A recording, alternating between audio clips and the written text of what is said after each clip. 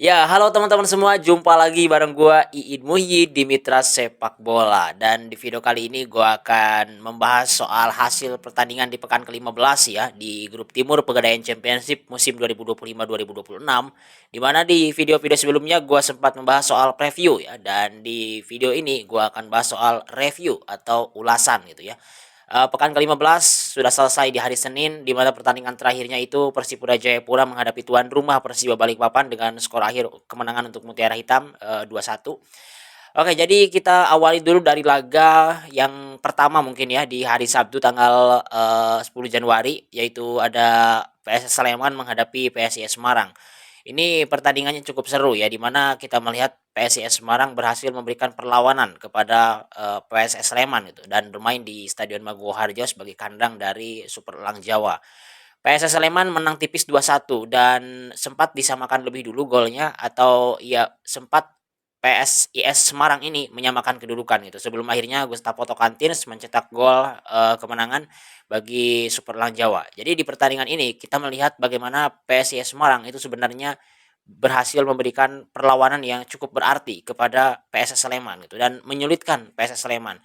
Jadi kita sudah melihat bagaimana permainan PSIS Semarang ini terlihat lebih baik lah dibandingkan dengan putaran pertama mungkin ya, bersama dengan coach Jafri Sastra, kemudian pemain-pemain baru ini membuat PSIS Semarang terlihat lebih baik gitu. Di belakang Otavio Dutra tampil sejak menit awal, kemudian di depan ada Esteban Vizcara dan Beto Gonçalves juga tampil, Wawan Febrianto juga ada, kemudian Okvian Canigio juga ada. Jadi pemain-pemain yang baru didatangkan dari Persela ini dimainkan oleh PSIS dan memberikan dampak yang cukup bagus, memberikan impact yang cukup bagus juga gitu ya. Jadi tinggal mungkin menunggu satu laga lagi untuk membangun chemistry dan mungkin bisa meraih kemenangan itu ya, karena menghadapi PSS Sleman kita tahu lah PSS adalah tim kuat dan PSIS baru saja menggabungkan para pemain-pemain barunya, jadi mungkin butuh adaptasi. Tapi melihat permainan menghadapi PSS Sleman ini memang setidaknya lebih menjanjikan itu dengan permainan di putaran pertama, karena di putaran kedua kemarin bersama dengan coach Jafri Sastra kan berhasil memenangkan pertandingan pertamanya ya di Stadion Batakan saat itu, dan kemudian ada beberapa hasil positif juga. Kemudian kemarin menghadapi PSS Sleman juga memperlihatkan permainan yang cukup menjanjikan. Artinya ada perubahan yang cukup signifikan dari PSIS Semarang. Tinggal mungkin bagaimana satu atau dua pertandingan lagi ini PSIS bisa untuk lebih bagus lagi, chemistry terbentuk lagi, dan mungkin terus memberikan hasil positif untuk keluar dari zona degradasi. Ya, PSS Sleman berhasil mendapatkan poin penuh di kandang dan ini poin penting bagi mereka. Gua sempat memprediksi bahwa ini sepertinya akan bermain imbang, tapi ternyata ada gol dari Gustavo Tokantins yang membuat prediksi gua salah. PSS Sleman menang 2-1 dan kemudian ini membuat persaingan papan atas semakin sengit, berbeda 2 poin antara PSS dengan Barito karena Baritonya bermain imbang 0-0 menghadapi Persela Lamongan. Jadi saat ini ada 33 poin yang dimiliki oleh PSS Sleman di peringkat kedua dan 35 poin dimiliki oleh Barito di peringkat pertama. Nah, di pertandingan hari Minggunya itu kan ada Barito Putra menghadapi tuan rumah Persela Lamongan di mana skor akhir 0-0, dan ini lagi-lagi mungkin apresiasi bagi Persela Lamongan ya, meskipun tidak ada gol dan meskipun gagal menang di kandang, tapi kita tahu lah Persela Lamongan ini kan banyak sekali ditinggal oleh pemain inti, oleh pemain-pemain pentingnya yang mungkin bisa disebut eksodus lah yang pergi ke PSIS Semarang gitu. Dan dengan pelatih yang baru datang, ini Persela Lamongan seperti tidak membutuhkan adaptasi bersama dengan coach Bima Sakti, karena di pertandingan sebelumnya menghadapi Persibo Balikpapan juga menang, kemudian kemarin menghadapi Barito juga mendapatkan poin, dan kita tahu Barito ada di puncak klasemen, kemudian tim paling kuat di grup timur dengan materi pemain bagus, dan Persela Lamongan tidak kehilangan poin menghadapi Barito Putra. Artinya ini permainan yang cukup bagus juga dari Persela Lamongan gitu ya, di tengah situasi atau kondisi Persela Lamongan saat ini yang memang mungkin banyak yang memprediksi bahwa Persela ini akan kalah dari Barito, tapi ternyata Persela bisa bermain bagus gitu ya, bermain dengan rapi, tidak kebobolan. Kemudian juga ini apa ya, menjadi mungkin laga yang penting juga bagi Persela Lamongan tidak kehilangan poin gitu. Jadi mereka masih menjaga posisi di peringkat ke-5 lah, dan ini membuka peluang juga bagi mereka untuk terus naik di pertandingan-pertandingan berikutnya, karena dengan pelatih Bima Sakti ini, coach Bima ini cukup menjanjikan juga bagi Persela Lamongan ya, bagaimana mereka akhirnya bisa mendapatkan, hasil positif gitu atau mendapatkan poin di tangan dari Coach Bima di tengah saat ini Persela Lamongan yang ditinggal oleh pemain-pemain yang penting gitu ya.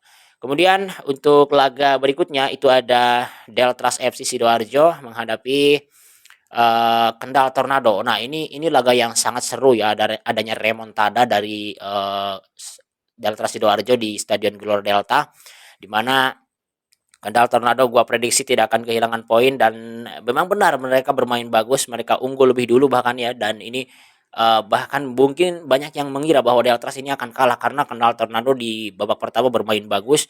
Mereka punya Peliperian dan juga Petricus yang chemistry-nya sudah semakin terbentuk dan mereka juga banyak sekali mendapatkan peluang. Tapi sayang sekali finishing dari Kendal Tornado di sisi sebelah kiri itu banyak yang gagal, bahkan yang sudah berhadapan dengan penjaga gawang yang sudah berada di final third itu gagal, banyak yang gagal. Jadi akhirnya banyak peluang yang terbuang dari mereka dan ini membuat Deltras FC Sidoarjo berhasil memanfaatkan momen ketika mereka mendapatkan situasi serangan dan mereka tidak menyia-nyiakan. Jadi kan blunder dalam sepak bola itu bukan hanya kesalahan di belakang, membuang-buang peluang di depan juga adalah sebuah blunder dan akhirnya Kendal Tornado dihukum dengan 3 gol yang bersarang ke gawang mereka di ya sekitar 15 atau 10 menit terakhir gitu di babak yang kedua ya, karena Kendal Tornado ini kan unggul lebih dulu 1-0 kemudian mereka bermain bagus tapi di babak yang kedua mereka seperti anti klimaks gitu ya. Mereka malah, down performa, downgrade gitulah performa di babak yang kedua dibandingkan dengan babak pertama gitu.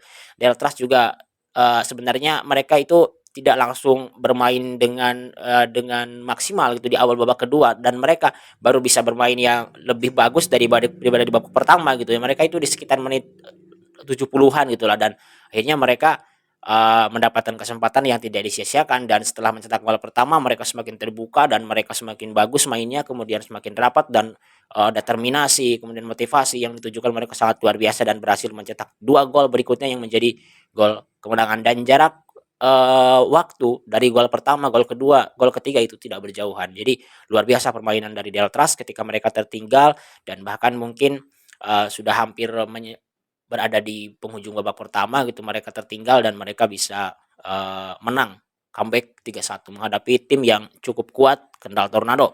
Di mana Kendal Tornado kan berhasil mengalahkan Persela, mengalahkan Persipura, PSS Sleman. Jadi tim-tim yang ada di atas dari peringkat Kendal Tornado itu, eee, banyak yang dikalahkan gitu. Jadi Kendal Tornado ini adalah tim yang cukup kuat dan akhirnya Deltras FC bisa mengalahkan Kendal Tornado dan ini laga yang, tentunya penting bagi Deltras untuk dimenangkan karena untuk bisa tetap bersaing, untuk bisa mungkin mengikuti Persela dan juga Kendal Tornado yang ada di atasnya. Saat ini Kendal Tornado dengan kekalahan 3-1 dari Deltras, Kendal Tornado, ada di peringkat keempat dengan torehan 26 poin dan, berjarak berarti 6 poin ya ke Persipura Jayapura. Persipura kan 32 poin di peringkat ketiga, Deltrasnya ada, di peringkat sorry, Kendal Tornojonya di peringkat keempat dengan torehan 26 poin. Jadi ada jarak 6 poin.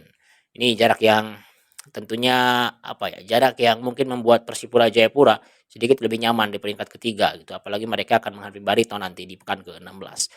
Oke, Deltras FC Sidoarjo berada di peringkat kelima dengan 24 poin, di peringkat ke-6 dengan 24 poin, di peringkat kelimanya itu ada Persela 25 poin. Jadi hanya berjarak 1 poin. Kemenangan yang penting tentunya bagi Deltras ya. Kemudian di laga berikutnya itu ada Persipal Palu menghadapi Persiko Kudus, di mana ini mengejutkan ya dan gua nggak nonton. Persipal Palu kalah 1-4 dari, Persiko Kudus di kandang dari Persipal. Gua sempat memprediksi bahwa Persipal akan menang karena mereka bermain di kandang, tapi ternyata Persiko Kudus yang berhasil mencuri poin dan tentunya ini membuat persaingan di papan bawah juga semakin ketat gitu untuk, saling sikut, untuk bisa keluar dari zona degradasi. Oke, mungkin singkat aja ya untuk pertandingan Persipal menghadapi, Persiku dan terakhir ada laga Persiba Balikpapan menghadapi Persipura di Stadion Batakan, Balikpapan, Kalimantan Timur di hari Senin. Jadi ini pertandingan penutup di pekan ke-15, kemudian ini laga yang, menarik juga ya bagaimana, Persipura Jayapura berhasil menang di Stadion Batakan dengan skor, 2-1 dan kemudian unggul lebih dulu sebenarnya 2-0 tapi sayang di menit, akhir Kodai Tanaka berhasil memperkecil ketertinggalan. Jadi kalau kita membaca data statistik gitu ya di pertandingan antara Persiba menghadapi Persipura itu ball possession dimiliki oleh Persipura tapi efektivitas justru dimiliki oleh Persiba Balikpapan. Nah, Persipura Jayapura ini mengalami kebuntuan di babak pertama, kemudian babak kedua mereka berhasil keluar, dari masalah kebuntuan tersebut dengan memasukkan James Destroyer salah satunya yang akhirnya bisa memberikan opsi yang lebih banyak di depan dan tercipta 2 gol di babak kedua lewat brace dari Matheus Silva. Salah satunya adalah tendangan penalti dan salah satunya juga itu adalah kontribusi dari James Destroyer dijatuhkan di kotak penalti oleh Holmatov dan membuat Persipura mendapatkan penalti. Tapi sayang di menit akhir Persipura kebobolan karena Persiba Balikpapan all out menyerang. Mereka tidak ada pilihan lain untuk mencetak gol. Akhirnya mereka bermain menyerang dan berhasil menekan pertahanan Persipura dan mereka berhasil mencetak gol lewat scrimmage yang terjadi di depan gawang Haji Balakim dan Kodai Tanaka mencetak gol di penghujung laga. Di pertandingan ini di pertandingan ini dua kiper yang berlaga yaitu Haji Balakim dari Persipura dan Hafiz dari Persiba Balikpapan tampil sangat luar biasa. Keduanya banyak sekali menyelamatkan gawang mereka dengan penyelamatan-penyelamatan yang keren gitu ya. Jadi ini apresiasi untuk dua kiper yang bermain di laga pekan ke-15 hari terakhir gitu. Luar biasa ini. Oke, jadi dengan kemenangan Persipura ini, Persipura saat ini berada di peringkat ketiga dan mereka punya 32 poin. Jarak poinnya hanya satu ke PSS Sleman yang punya 33 poin dan berjarak 3 poin dengan pemuncak klasemen Barito Putra. Jadi ini hanya berjarak 3 poin dari Persipura ke PS Barito Putra yang ada di puncak klasemen. Oh, luar biasa ini persaingan yang sengit, persaingan yang ketat dan semakin panas di papan atas grup timur Pegadaian Championship musim ini. Sementara di bawah saat ini yang menjadi juru kunci adalah Persipal Palu, di peringkat 9-nya ada PSIS Semarang dan di zona aman degradasi ada Persiko Kudus. Peringkat ke-7-nya ada Persiba Balikpapan, peringkat ke-6-nya ada Deltras FC 24 poin, kemudian ada Persela Lamongan peringkat ke-5 25 poin dan peringkat ke-4-nya ada Kendal Tordada dengan 26 poin. Jadi dari peringkat ketiga ke peringkat keempat ini jaraknya 6 poin cukup jauh gitu ya. Tapi dari peringkat ketiga ke peringkat 1 itu hanya berjarak 3 poin, sangat dekat. So, gimana menurut kalian dan apakah tim kebanggaan kalian mendapatkan hasil maksimal di pertandingan ini? Jangan lupa komen, jangan lupa subscribe dan jangan lupa like video ini. Dukung terus perkembangan dari channel Mitra Sepak Bola agar terus bisa memberikan informasi seputar Liga Indonesia.